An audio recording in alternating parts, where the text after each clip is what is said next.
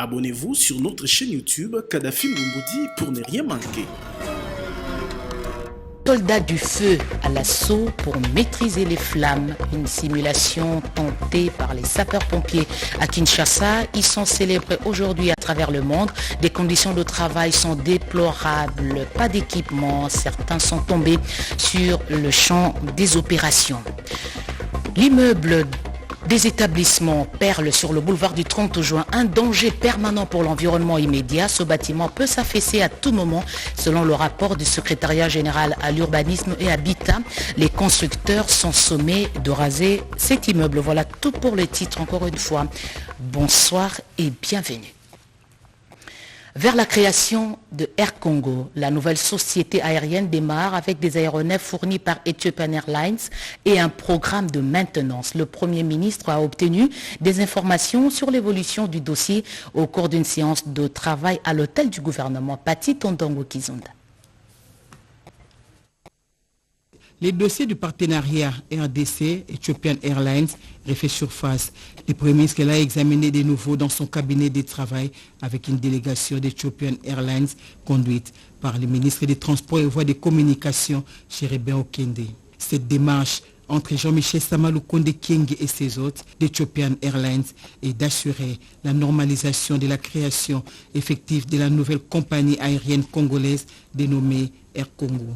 Selon le ministre des Transports, ces partenariats portent essentiellement sur la fourniture de 7 aéronefs Ethiopian Airlines à la République démocratique du Congo, les programmes de maintenance et de renforcement des capacités du personnel et l'accompagnement de l'autorité de l'aviation civile de la République démocratique du Congo devant garantir le respect des normes internationales suivant les inspirations et orientations du chef de l'État Félix-Antoine Tshisekedi Tshilombo en matière d'aviation civile internationale et nationale. Le chef de l'État nous a dit de tout mettre en œuvre pour que le transport aérien en République démocratique du Congo soit normalisé. Voilà pourquoi, en suivant aussi les orientations de son Excellence Monsieur le Premier ministre, chef du gouvernement, nous avons envisagé un partenariat stratégique avec le groupe Ethiopian Airlines. Chérébin Okende affirme aussi que ces projets approuvés par le gouvernement s'activent avec célérité pour lancer la nouvelle société aérienne Air Congo, digne de ces noms, afin de normaliser les trafics aériens. Mais Sven Tassew, manager d'Ethiopian Airlines, s'est dit plutôt heureux de pouvoir rassurer la partie congolaise de la détermination du groupe Ethiopian Airlines à pouvoir réaliser son partenariat stratégique avec la République démocratique du Congo. C'est là où il y a une nécessité de desservir les ciels aériens national et régional. Dans l'entretemps, nous remercions infiniment cette opportunité qui nous a été accordée par le gouvernement congolais à travers le Premier ministre et bien sûr en travaillant en connivence avec le ministère des Transports. Nous sommes là pour démontrer notre engagement ferme à pouvoir mettre sur pied une société aérienne digne de ce nom. Il s'est également réjoui de cette opportunité du chef du gouvernement offerte à son groupe Ethiopian Airlines, certes un engagement ferme de pouvoir matérialiser le projet.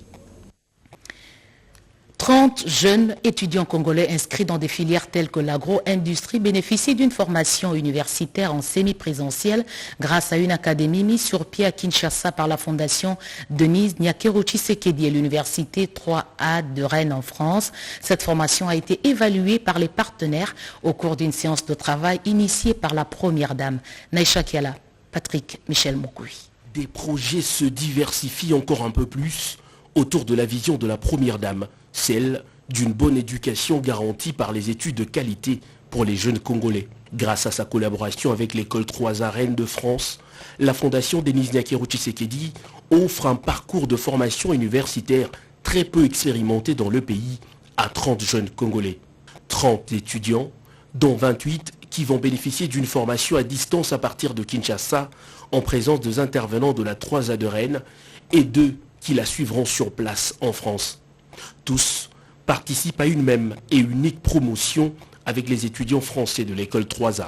C'est un projet très intéressant qui permet à nos yeux de transmettre et de renforcer les compétences et les capacités des étudiants dans le but de pouvoir aussi les amener à revenir en France et de participer à la poursuite du développement du pays en se servant des acquis qu'ils ont pu obtenir dans le cadre de leur formation, et c'est un très beau projet. Et nous sommes très ravis d'avoir repéré l'excellence des étudiants ici, au même titre que ce que nous avons en France actuellement. L'objectif est qu'au fil de l'eau, ils arrivent sur le campus français pour permettre d'aller le plus nombreux possible passer leur examen en France. Cette formule de formation qui fait partie du programme Excellencia a donné naissance à l'Académie internationale d'excellence et de management AIEM, créée par la fondation Denis Nyakiro Tshisekedi et qui va bénéficier de l'appui technique sur le plan local de la jeune chambre du commerce Congo Diaspora. Pour tout ce qui est pédagogique, le lien avec les professeurs de France et de la RDC et le suivi au quotidien des étudiants ainsi que les positionnements sur des stages et des ateliers pratiques, c'est la jeune chambre du commerce qui gère cette partie-là au nom de 3A et The Land dans le cadre de ce partenariat avec la fondation de Maman Denis Nyakiro Tshisekedi. La délégation de cette université a au cours des échanges félicité et remercié la Première Dame pour sa vision et sa franche collaboration avec leur institution d'enseignement supérieur. L'université 3A de Rennes est spécialisée dans les filières telles que l'agriculture, l'agro-industrie, le développement économique et communautaire, des filières techniques pour lesquelles la Première Dame Denis Nyakiro Tshisekedi s'appuie pour bâtir une jeunesse plus forte que jamais. L'actualité, 4 sapeurs-pompiers ont été consumés par des feux de brousse en Australie. Ils sont à l'honneur aujourd'hui où le monde a célébré la journée internationale des sapeurs-pompiers. À Kinshasa, les soldats du feu sous-équipés ont simulé une scène de maîtrise d'un incendie. Ils ont dénoncé les mauvaises conditions de travail. Diane Balaka. Devant plusieurs spectateurs, une équipe de pompiers simule une intervention après un incendie. Armés d'inspecteurs et autres outils de travail, ces secouristes ont pris quelques petites minutes pour maîtriser la flamme. Une manière pour démontrer à l'opinion c'est à quoi ils sont exposés quotidiennement pour assurer un environnement sécurisé. Outre l'incendie, ces soldats de feu sont toujours en première ligne pour prendre le mot de la société mais sont souvent oubliés. À l'occasion de la journée internationale des sapeurs-pompiers, une journée leur dédiée, ces pompiers ont tenu à manifester leur coup de colère à travers cette marche. Ils étaient des centaines à arpenter plusieurs rues de Kinshasa pour chuter au ministère de l'Intérieur, leur ministère de tutelle, pour déposer le mémorandum dans lequel ils réclament l'amélioration de leurs conditions sociales. Chaque 4 mai, nous célébrons ce que nous appelons notre journée internationale des sapeurs-pompiers. Parce que dans notre métier, il y a beaucoup de risques. Quand nous allons pour sauver, parce qu'un pompier c'est un sauveteur, c'est un soldat du feu. Quand nous allons pour sauver, il y a les risques qui arrivent. Et les risques, il y avait 4 sapeurs-pompiers à l'époque en Australie qui étaient perdus par l'effet de brousse. Et c'est pourquoi partout dans le monde, on avait dit comme nos collègues qui étaient partis pour intervenir, pour sauver les gens.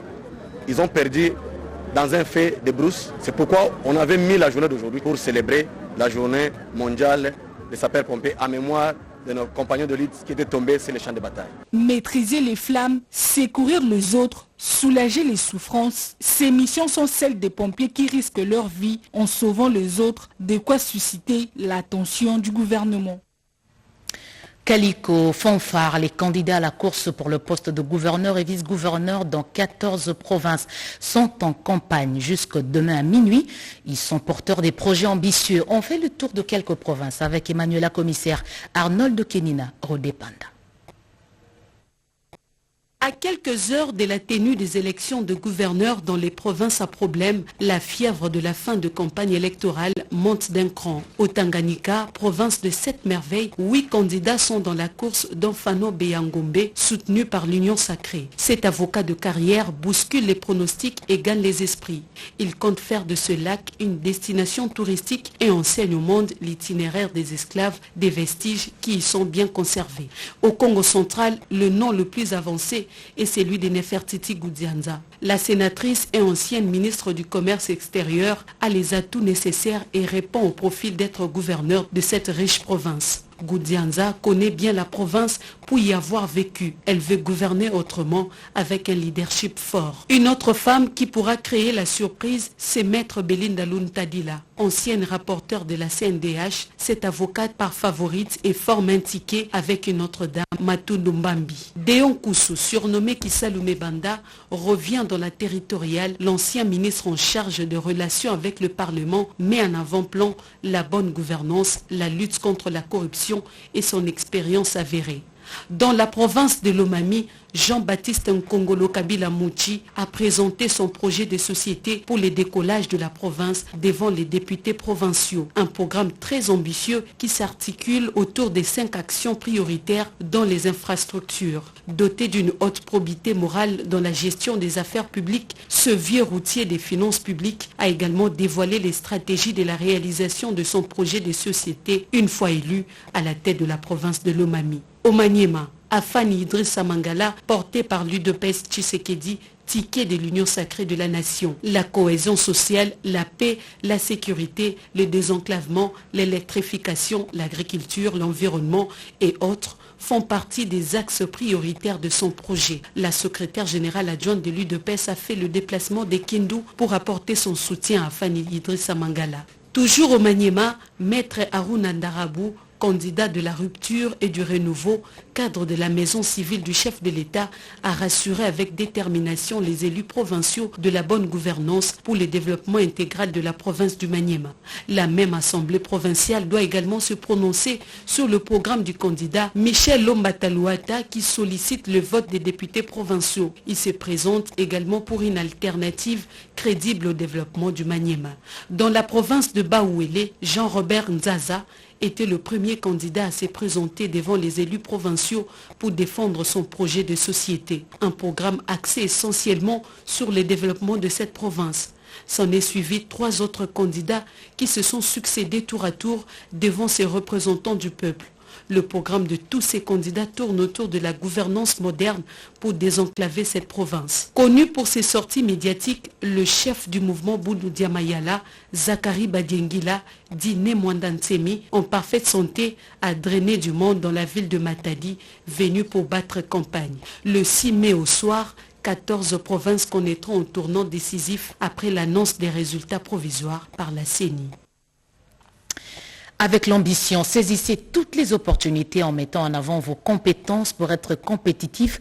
C'est l'appel du président de la CENI lancé aux jeunes. Denis Kadima les a rencontrés à la matinée électorale organisée par le Conseil national de la jeunesse. Tétis Samba, Hervé Poudi. Au cours de cette matinée électorale organisée par le Conseil national de la jeunesse ce mercredi 4 mai en la salle des conférences du ministère des Affaires étrangères, le président de la commission électorale nationale indépendante, Denis Kadima Kazadi, a fixé l'auditoire sur les aspirations de son institution à mener à bien sa mission, celle d'organiser les élections dans le délai constitutionnel. Cette rencontre à laquelle a pris part le vice-ministre des Affaires étrangères Sami Adoubango a été une occasion pour le numéro 1 de la centrale électorale d'énumérer les valeurs qui sous-tendent la mission lui a signé: l'éthique, l'intégrité, l'impartialité, l'équité et la justice. Je suis parmi ceux qui pensent que la jeunesse ne doit pas être limitée à participer, parce que les gens parlent souvent de la participation des jeunes. Alors la participation ne pose pas trop de problèmes, bien qu'elle soit importante. Je pense que le problème se pose surtout au niveau de la représentation. La représentation politique aussi doit être assurée et il y a plein de choses qui restent à faire par rapport à ça. Le cadre juridique est un peu contradictoire. C'est normal ce que vous faites et vous le faites dans la paix. Vous allez parler aux autorités et par des moyens pacifiques pour que la participation soit suivie de la représentation. Pour sa part, Sami Adoubango, en s'adressant à l'Assemblée, a prodigué des bons conseils aux jeunes étudiants afin de donner corps à leurs aspirations en se montrant fort déterminés dans leur démarche. Auparavant, lors de son intervention, le président du Conseil national des jeunes, William Mukambila, a situé le contexte de cette organisation à travers le concept « Pas un pas sans la jeunesse », tout en suggérant à l'ensemble des jeunes, au-delà même des membres de sa structure, de s'approprier le processus électoral en cours dans le pays. La Cour constitutionnelle a tranché. 5 résolutions de l'Assemblée provinciale du Sankoro sont déclarées inconstitutionnelles. L'audience a eu lieu hier. La Cour était saisie par des personnes lésées. Edith Chalakatala. 7 causes ont été appelées à l'audience publique de la Cour constitutionnelle qui siégeait en matière de contrôle des constitutionnalités et d'interprétation. Seule l'affaire R11 1734 a porté sur la requête en interprétation de l'article 110 alinéa 4 de la Constitution. Par le président de la Cour constitutionnelle, le professeur Dieudonné Kaloubadibois, le juge constitutionnel, a dit le droit. La Cour constitutionnelle, siégeant en matière d'interprétation de la Constitution, après avis du procureur général, se déclare compétente à connaître de la requête en interprétation de l'article 110, alinéa 4 de la Constitution. Dit la requête recevable. Dit que l'autorité judiciaire visée par l'alinéa 4 de l'article 110 de la Constitution est celle qui a compétence d'apprécier de l'éligibilité ou de l'inéligibilité d'un candidat. La Cour constitutionnelle dit qu'elle est compétente pour connaître de requêtes sous R11 1737, 1738, 1739, 1740 et 1741 et ordonne leur jonction. Les reçoit en la forme et les déclare fondées. En conséquence, dit inconstitutionnelles, les résolutions numéro 012, 007, 004, 010, 009, 011 et 003 adoptées le 29 décembre 2021 par l'Assemblée provinciale du Sankourou, les déclarent nuls et de nul effet. Statuant en premier et dernier ressort, les arrêts de la Cour constitutionnelle ne feront l'objet d'aucun recours. Les Congolais sont exposés à l'apatridie. Les services de l'état civil doivent se rapprocher des citoyens pour la délivrance des certificats. Des journalistes viennent d'être formés sur la question de l'identité juridique. Anastasie Doumbou.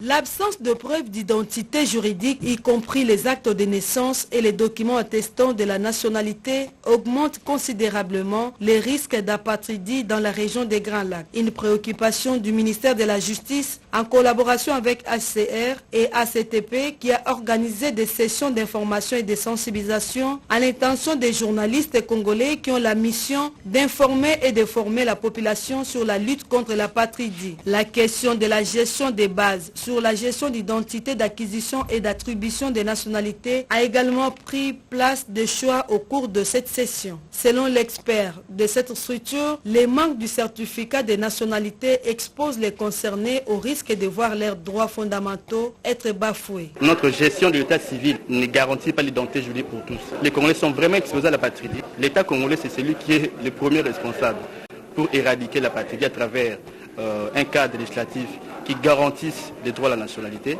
à travers un système d'état civil qui permet à chacun de pouvoir accéder facilement à l'acte de naissance. Par des exposés enrichissants, l'État congolais est appelé à étendre de bureaux d'enregistrement des états civils à travers le pays pour garantir un accès aux services de base et d'identification à tous citoyens. Les parents sont également invités à faire enregistrer leurs enfants à l'état civil dans les 90 jours, c'est gratuit. Lutte contre les antivaleurs dans les universités. Moïndo Nzangi à Isiro a encouragé les étudiants à dénoncer la pratique des points sexuellement transmissibles. Le ministre de l'Enseignement supérieur et universitaire a vanté les avantages du système LMD.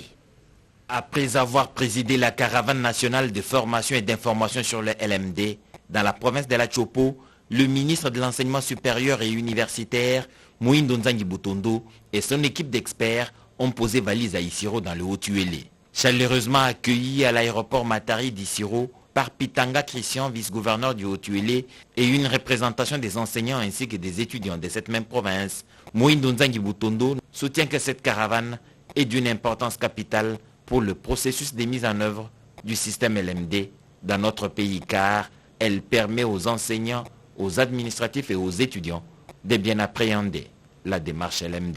Le LMD, c'est votre affaire. La lutte contre les antivaleurs, nous avons fait notre cheval de bataille. On ne peut pas accepter que dans une université congolaise où nous devons former des cadres de demain, ce sont les bastions des antivaleurs. Nous avons donc pris une décision pour que désormais, plus question de points sexuellement transmissibles.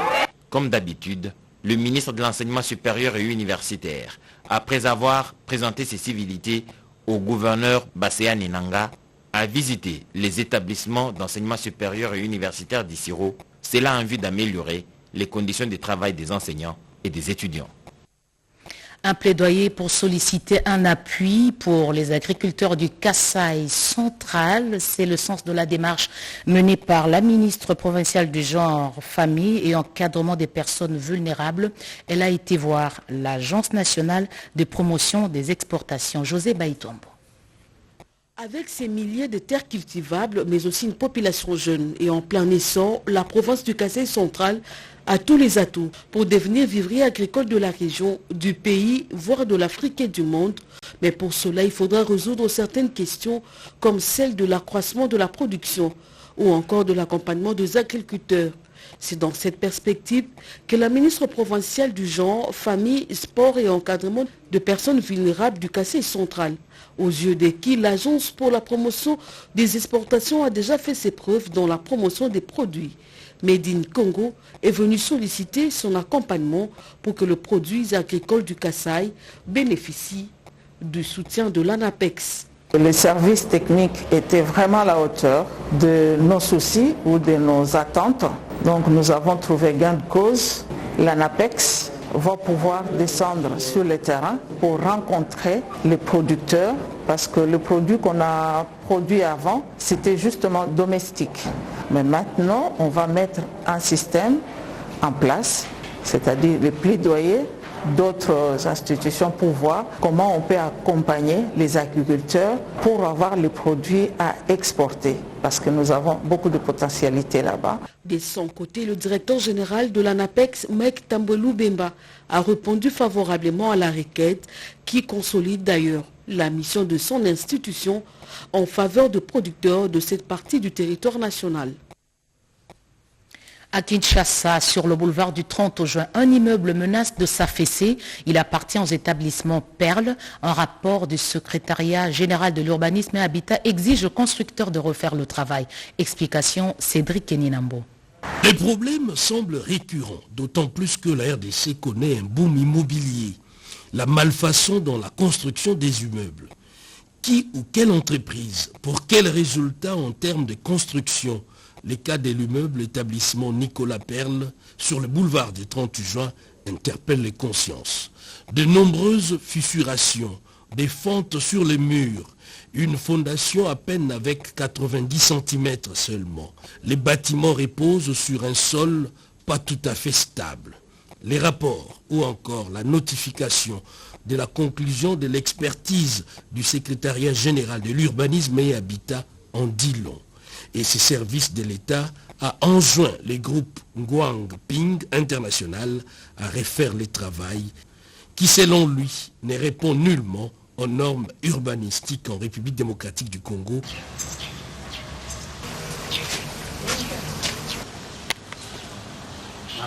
Et dans d'autres correspondances, le secrétariat général de l'urbanisme évoque la démolition pure et simple de cet immeuble qui représenterait un danger majeur pour l'environnement. Et de l'autre côté, les propriétaires qui s'estiment victimes, un sujet chinois s'en plaint et réclament réparation. Dans la finalité, le secrétariat général de l'urbanisme et habitat veille au grain et insiste auprès de l'entreprise exécutrice sur le respect des normes dans l'optique d'éviter des drames entraînant mort d'homme. La microcentrale hydroélectrique de Bandou dans le Bazouélé est à l'arrêt depuis 25 ans. Cette infrastructure a fait les frais des conflits armés. Aujourd'hui, impossible de fournir de l'énergie aux ménages, l'économie est par terre. Récit de Pierre Mbouy Saïdi. Située à la périphérie de la cité de Dingila, en plein territoire de Bambessa dans la province du Bazouélé, la microcentrale hydroélectrique de Bandou, infrastructure énergétique construite vers l'époque coloniale, à quelques encablures de la rivière Ouélé, l'un des affluents du majestueux fleuve Congo, connaît depuis plusieurs décennies des normes discutées de fonctionnement, car ces barrages d'une capacité de 400 volts, avec une puissance de 435 kVA et 60 ampères, qui faisait jadis la fierté énergétique de nos compatriotes de cette partie du pays, se trouve de nos jours dans un état de délabrement très avancé, et cette infrastructure mérite une attention toute particulière de tous. C'est dû au conflit armé entre Mobutu et Kabila dans le temps. Je me souviens, on avait arrêté au mois d'avril 1997. Il n'y avait rien, il n'y avait pas une épargne, puisque vu qu'il n'y avait plus des intrants, l'huile et tout ça, on a arrêté. Et puis les Français aussi sont partis. mettant à profit son passage dans ce site stratégique de l'atelier de révision où se trouvent les charrois et ses accessoires, en passant par la salle des machines composée d'un transformateur, d'une turbine et autres matériels indispensables de ces barrages, jusqu'au refroidisseur, alimenté par les canals forêts de la rivière Ouélé. Cet élu des élus s'est employé à mener un plaidoyer auprès des autorités compétentes afin de relever les innombrables défis pour la relance de toutes les activités de cette infrastructure.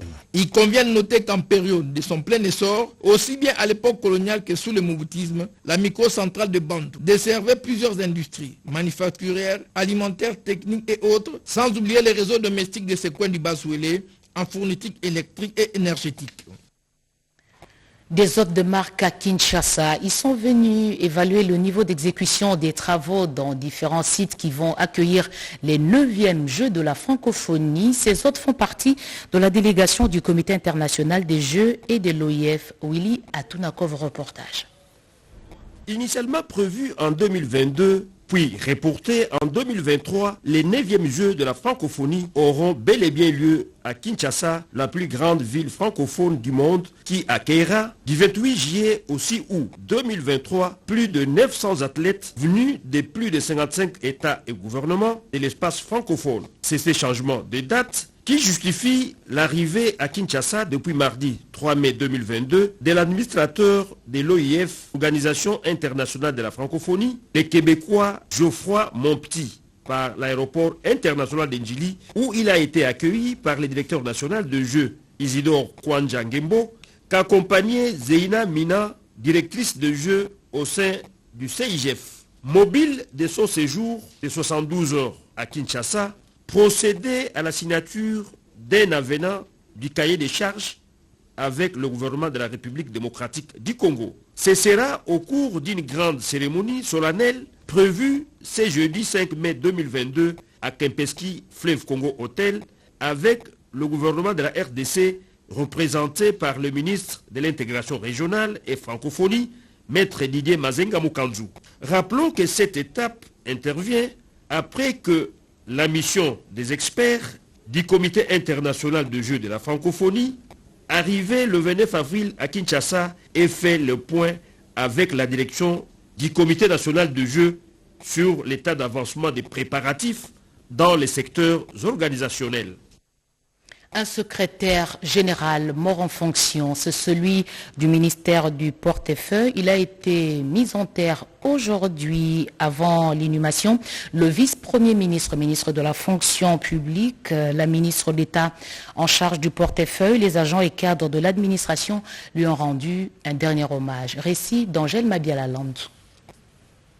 Le Seigneur nous enseigne dans Ecclésiaste, chapitre 8, verset 8, que l'homme n'est pas maître de son souffle pour pouvoir le retenir. Il n'a aucune puissance sur le jour de la mort. Seul Dieu est le maître absolu de notre souffle de vie. Aujourd'hui, cette parole s'est accomplie pour le secrétaire général au portefeuille, M. Emmanuel Kapwabwa Kamenga. Emmanuel Kapwabwa a fait son temps au secrétaire général du portefeuille, très calme, très ordonné, l'un des meilleurs collaborateurs de la ministre d'État en charge du portefeuille, a su, avec finesse, sagesse, prouesse, détermination et respect, assurer la liaison entre le cabinet et les services administratifs. Il savait assurer l'unité de la procédure administrative, garantit la mobilisation des recettes de l'État et m'accompagnait dans la réalisation du programme du gouvernement dans le secteur du portefeuille. Je me réjouis de savoir que Emmanuel Kapwabwa avait compris qu'il y avait une autre vie au-delà de celle-ci et s'était attelé à la préparer en donnant sa vie à Jésus-Christ et en le servant. Je me réjouis donc de savoir qu'il a combattu les bons combats. Pour le vice-premier ministre, ministre en charge de la fonction publique Martial Liaou, le secrétaire général était assidu, il mérite respect et considération. En pareille circonstance, les mots sont parfois faibles, voire impuissants, pour atténuer la douleur immense ressentie dans le cœur. Mais en tant que chrétien, quand on a vécu en donnant sa vie à Jésus-Christ, la mort n'est qu'un passage de la vie terrestre vers une autre, bien meilleure et éternelle. Le secrétaire général Emmanuel Kapwabwa a reçu les derniers hommages des membres du secrétariat général, du transport, les membres des familles, ainsi que les amis et connaissances qui ont déposé les gerbes de fleurs avec larmes et pincement au cœur. Tous les orateurs qui se sont succédés ont remercié le numéro 1 du portefeuille, la princesse Adèle Kainda Maïna, qui n'a cessé d'assister son secrétaire général pendant la durée de sa maladie. Adieu Emmanuel Kapwaba Kamenga, que la terre de nos ancêtres te soit douce et légère. Le coronavirus n'a pas disparu. Une campagne de sensibilisation des populations à la vaccination a été lancée aujourd'hui à Kinshasa. Marie-Louise Mbela, reportage. Face à la résurgence du Covid-19 dans certains pays, la représentation diplomatique des États-Unis d'Amérique en RDC a appelé la population quinoise en particulier et congolaise en général à se faire vacciner. Dans cette démarche amorcée par les diplomates américains, Mike Hammer a tenu à associer l'artiste et musicien Innocent Baloumé. Au cours de cette conférence de presse, les docteurs Mouyembe, les représentants du CDC RDC et de l'USAID ont fourni les détails sur l'importance de la vaccination contre cette pandémie qui est encore loin d'être éradiquée.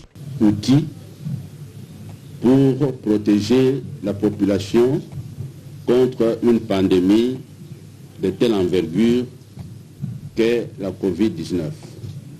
Bon, après j'ai eu toutes sortes de malheurs que vous connaissez, mais maintenant donc nous avons tous raison que c'est par la vaccination que nous pouvons retrouver notre vie normale. Déjà vaccinés contre le coronavirus, Innocent Baloumé et Mike Hammer ont partagé leur expérience. Se faisant vacciner maintenant, les jeunes auraient fait leur part de responsabilité dans la communauté. C'est la raison de notre partnership, notre partenariat avec l'UNSB, un grand artiste congolais. Nous sommes tous capables de bien passer les messages parce qu'il y a des gens qui se disent que voilà, le vaccin est d'abord payant, ce qui n'est pas le cas. Il y a ceux qui se disent que les vaccins ont beaucoup d'effets négatifs. Moi, j'en ai pris. Le vaccin demeure le seul moyen, aussi bien le meilleur, de se protéger et protéger les autres contre la pandémie du coronavirus. Et voilà, on se protège bien. Ce journal est terminé, mesdames, messieurs. Merci de l'avoir suivi à travers le monde. Je rappelle la principale information, c'est demain à minuit que prend fin la campagne électorale dans les 14... Abonnez-vous sur notre chaîne YouTube Kadhafi Mboumoudi pour ne rien manquer.